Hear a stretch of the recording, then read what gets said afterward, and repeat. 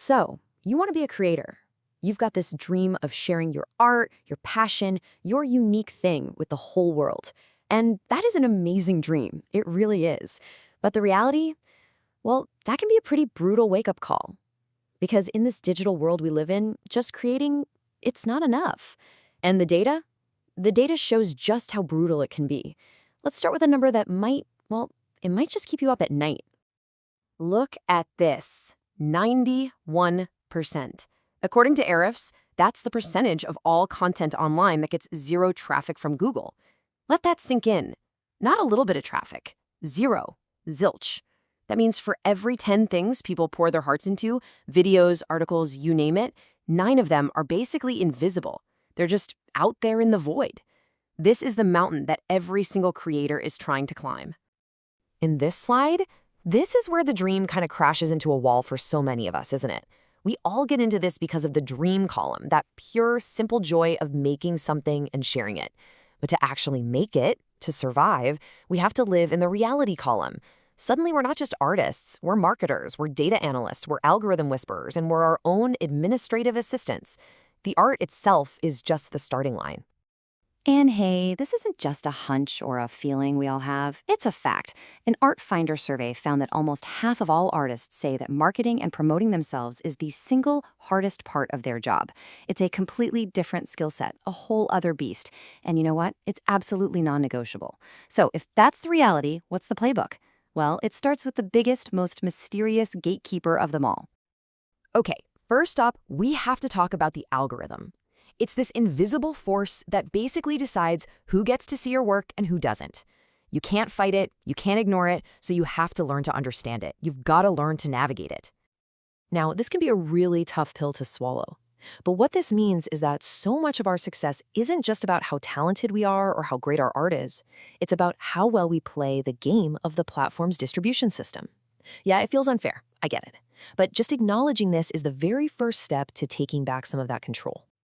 And this right here shows the constant dance we're all in with the algorithm. Think about it. It's a feedback loop, right? We have an idea of what we think will work. That's our perception. That idea shapes what we create. Then we put it out there, and the algorithm's reaction, or, lack of reaction, feeds right back into our perception for the next thing we make. We're in this constant cycle of create, analyze, adjust. And because these platforms are basically a black box, nobody knows exactly how they work, we end up creating what researchers call algorithmic folk theories. You know what I'm talking about, right? These are our own little personal rule books for what we think the algorithm wants. You gotta post at 9 a.m. on the dot. No, you have to use these 3 specific hashtags. I heard videos under a minute are the only thing that works now. We're all just trying to guess the magic formula.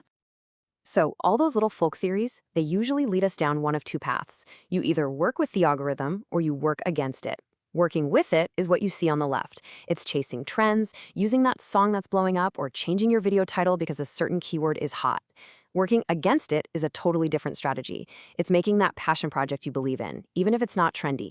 It's building your own email list or fan community off the platform so you're not totally at the mercy of the algorithm's mood swings. And here's the secret. The most successful creators, they don't just pick one. They master the art of balancing both. But here's the thing. Taming the algorithm is only half the battle. You can get all the views in the world, but it doesn't mean a thing if you haven't built a real business, a real enterprise around your art.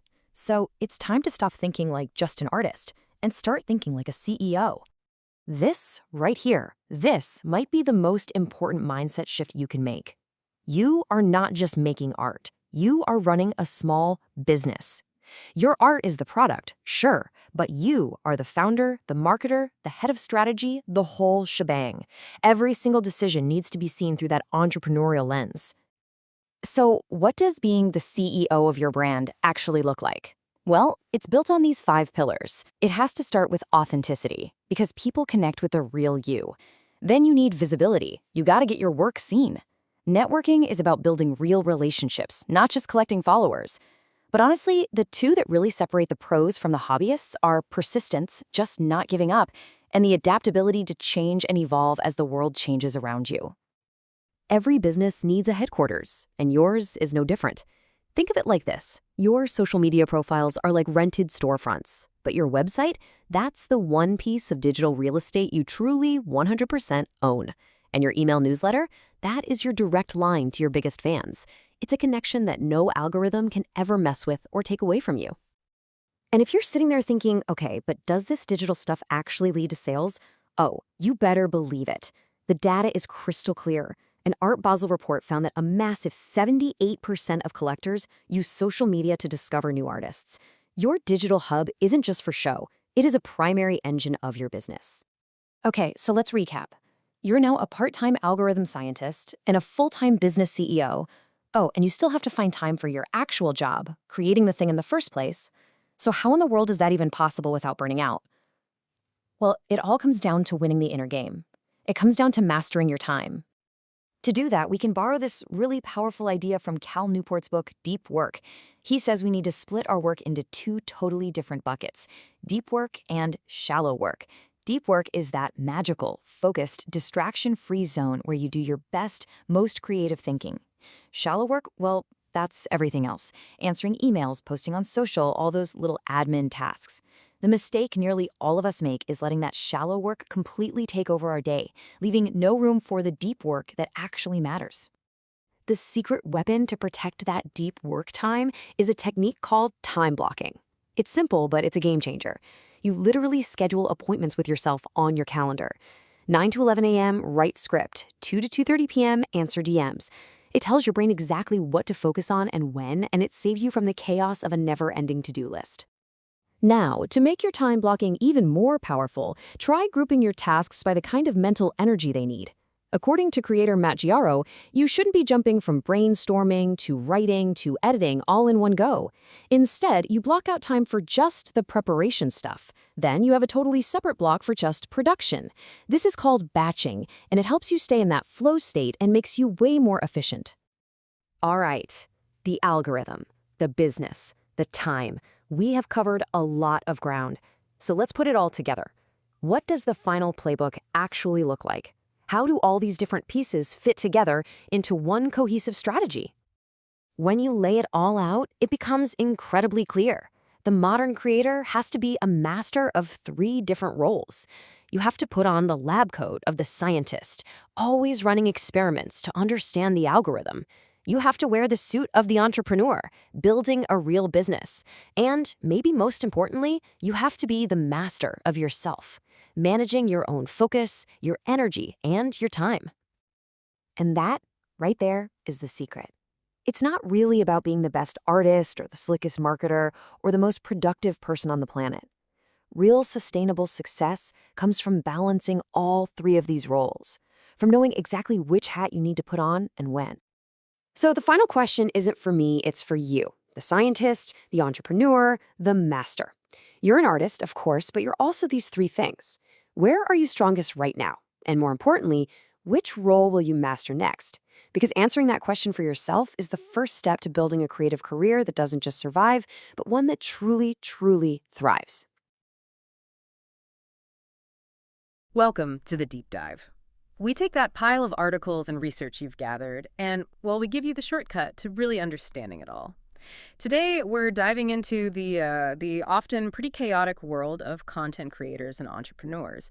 Our sources cover really the whole spectrum: time management, productivity, definitely avoiding burnout, and of course, building that audience. Okay, let's unpack this. Our goal is simple.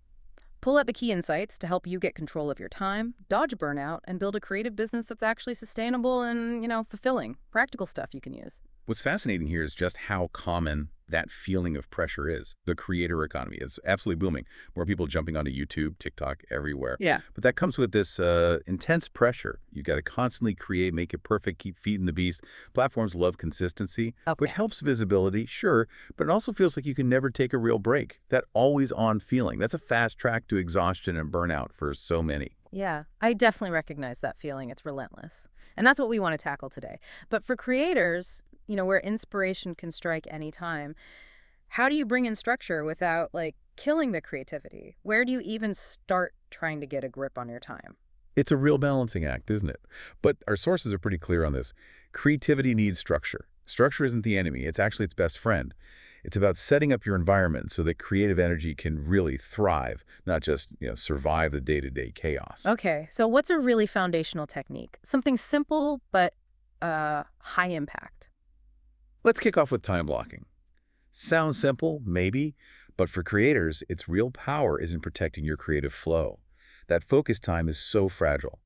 By setting aside specific blocks, say writing from 9 to 11, editing from 2 to 4, you're building a kind of fortress around that deep work. A fortress, I like that. Yeah, it shields you from those DMs or emails that seem urgent but just derail everything. And think about this. When you've already decided what to do and when, you cut down massively on decision fatigue. Oh, that's huge. That constant, what should I do next feeling is draining. Exactly. Imagine the creative energy you'd free up if you weren't constantly making those little decisions. So it's less about just ticking boxes and more about guarding that creative headspace. Precisely. And a quick bonus tip a lot of creators swear by, using online scheduling tools, cuts out all that back and forth for meetings, saves you even more protected time. Good one. Okay, next up, the Pomodoro technique. This one's pretty famous, right? Even productivity gurus like Ali Abdaal use it, named after those little tomato timers. You work for 25 minutes, total focus, then a 5-minute break. Repeat 4 times, then take a longer break. But why does this actually work, especially for creative stuff that needs focus? Well, the sources explain it taps right into how our brains handle focus and fatigue. Those short built-in breaks, they make long sessions like editing or scripting sustainable. It forces you to take those little mental resets, which actually boosts your focus and keeps motivation higher over time. It stops you just grinding until you hit a wall. Right? Prevents the burnout within the session itself.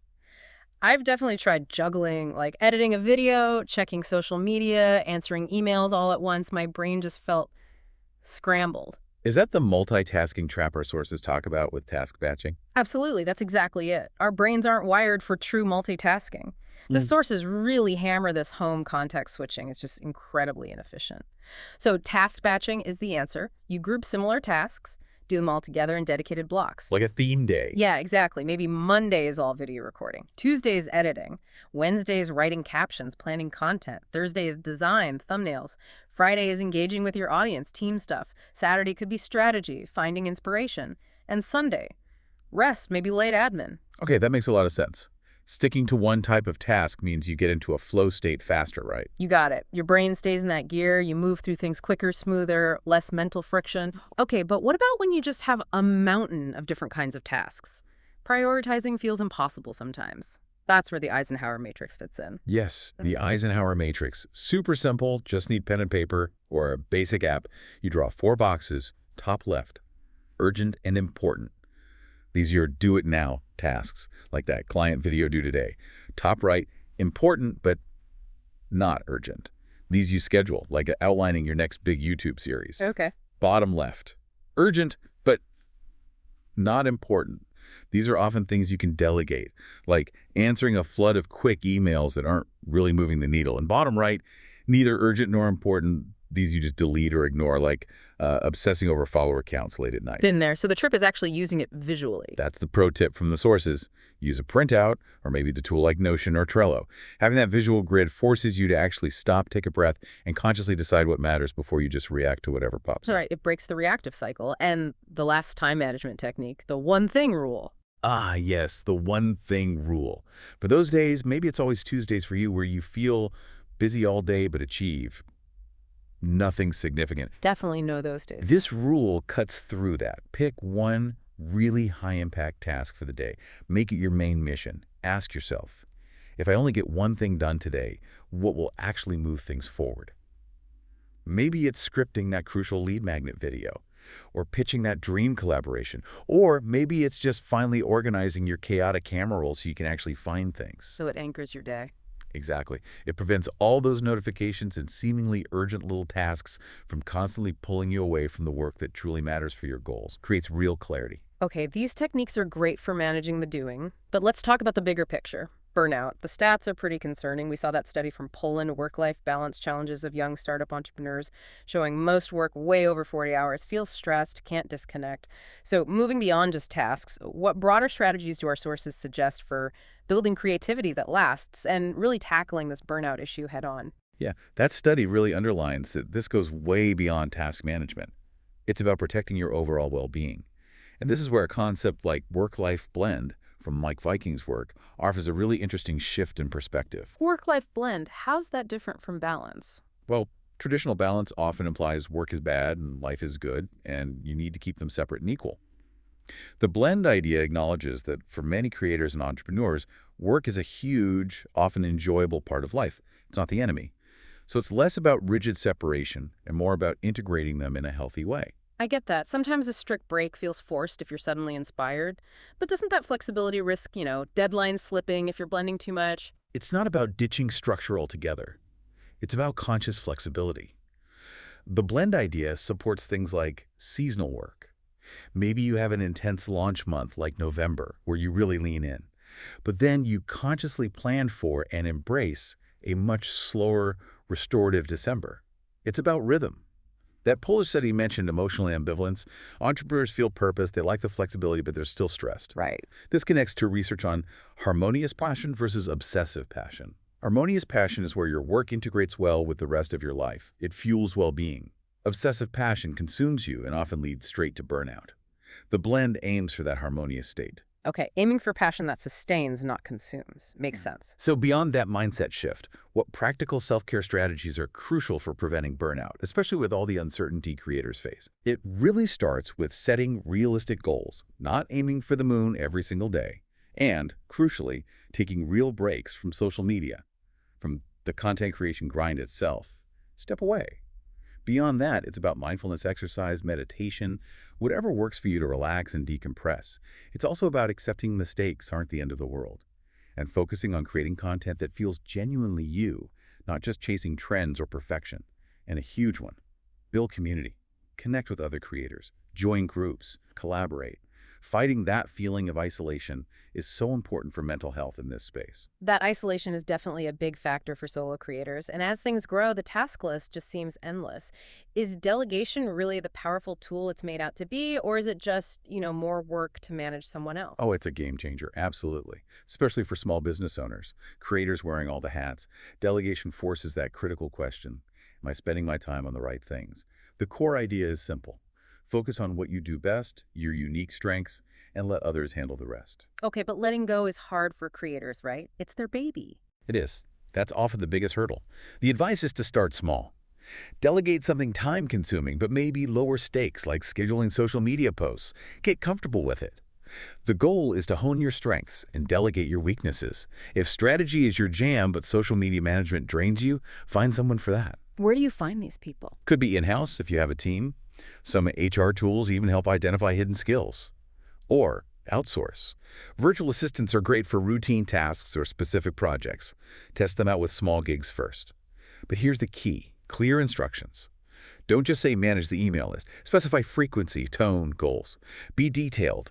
That initial time investment in training pays off massively. Share the big picture, empower them, then trust them with check-ins, of course.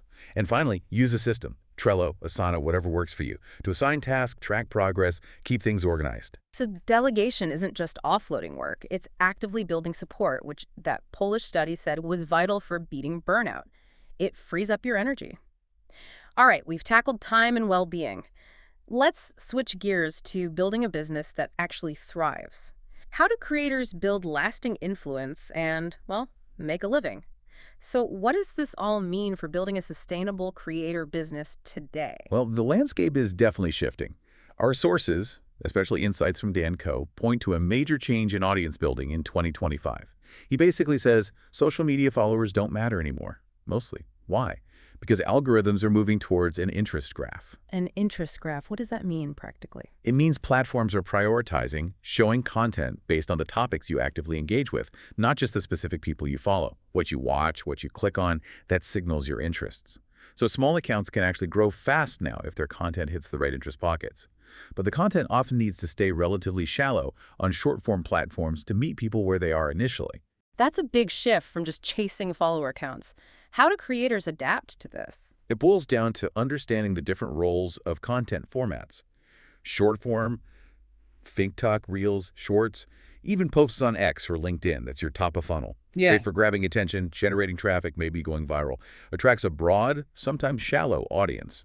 Use it like a minimum viable product, an MVP, to test ideas. Okay, get attention first. The medium form threads. Carousels, shorter YouTube videos is where you educate, show your expertise, build trust and authority. You start leading people deeper.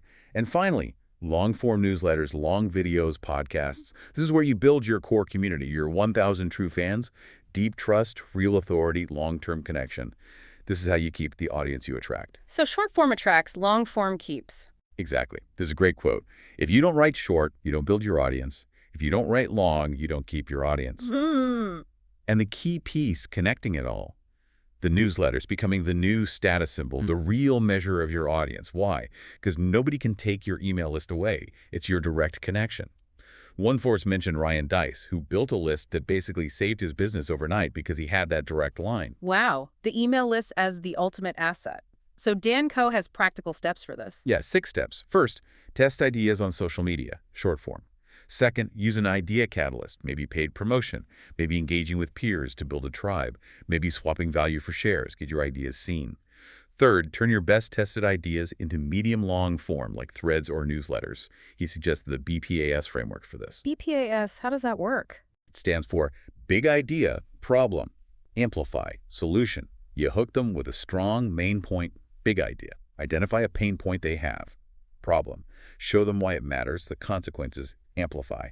Then offer your clear way forward solution. It's a really effective structure for persuasive content. Okay, big idea, problem, amplify, solution. Got it. What are the last steps? Fourth, repurpose that core content across different platforms. Fifth, recognize and lean into exponential events, those moments of nonlinear growth, double down on what works.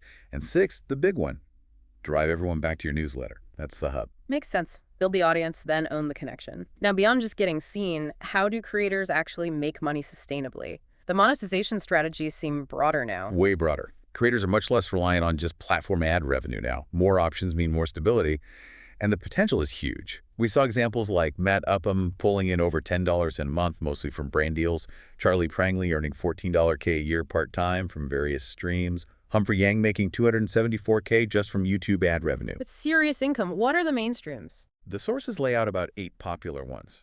Brand deals and sponsorships are still huge, even for micro-influencers. Merchandise sales build the brand, but, it's running an e-commerce side hustle. Think Mr. Beast. Online course sales are great for passive income if you have expertise. And builders make it easier now. One source mentioned GetResponse's AI builder being way cheaper than something like Kajabi. Interesting. What else? Subscription platforms like Patreon or YouTube memberships for exclusive content like Humphrey Yang sharing his stock picks. Consulting is big, sharing expertise via workshops, speaking, one-on-ones. Charlie Prangley made more from one design workshop than a speaking gig. Direct advertising in your newsletter, promoting relevant stuff directly to your list. Then you have the traditional ad revenue sharing from platforms like YouTube. Still there, but less control for the creator. And finally, donations, especially useful early on or for specific projects, like Jerry-Rig Everything's charity drives. That's quite a toolkit. It really flips the traditional business model, doesn't it? Businesses usually build a product, then look for customers. Creators build the audience first, then find or create the right product for them, much less guesswork. Okay, to wrap things up, making all this work long-term comes down to having the right tools and habits, right? Absolutely. Smart tools and consistent practice tie everything together. Think about the creator workflow. For ideation, you need tools for keyword research, like SEMrush, social listening, maybe AI chatbots for brainstorming. For creation, you've got writing apps, AI writers, design tools, AI image or video generators, grammar checkers. For outreach, social media schedulers, email marketing platforms. And for refining, SEO tools, rank trackers to see what's working.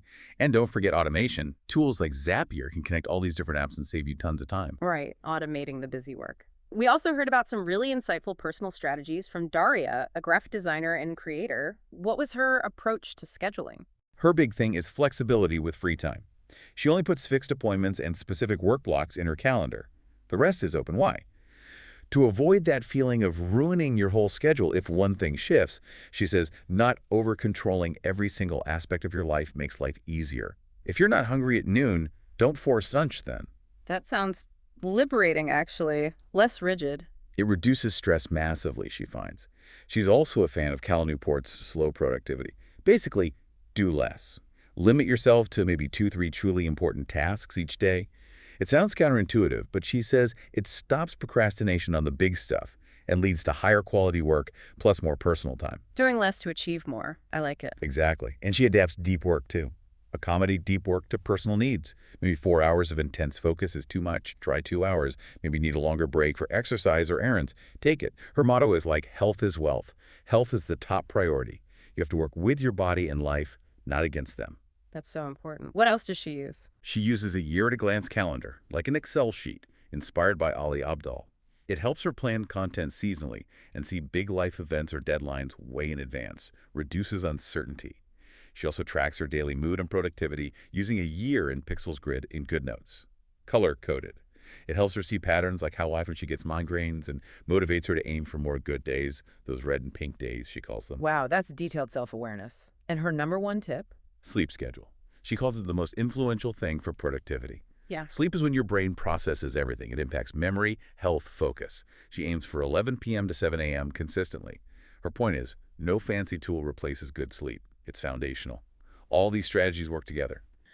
These personal tips really highlight that idea of consistency plus experimentation, don't they? The sources seem to say, keep your core routines solid, but always leave room to try new things, new styles, new approaches. It stops you getting stuck, keeps things fresh. Whether you're a designer, an artist, anyone trying to balance the creative side with the business side. What a journey today, seriously. We started with that feeling of creator chaos, then dug into real structured techniques like time blocking and task batching. We looked at shifting perspective with the work-life blend, the power of delegation, how to build audiences now with the interest graph, and diversifying how you actually earn money. The message seems clear.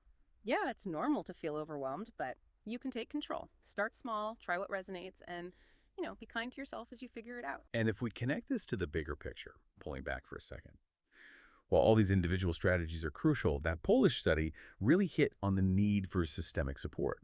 Building those communities, finding mentors that support structure, is so vital for long-term well-being, especially when you're starting out and things feel uncertain.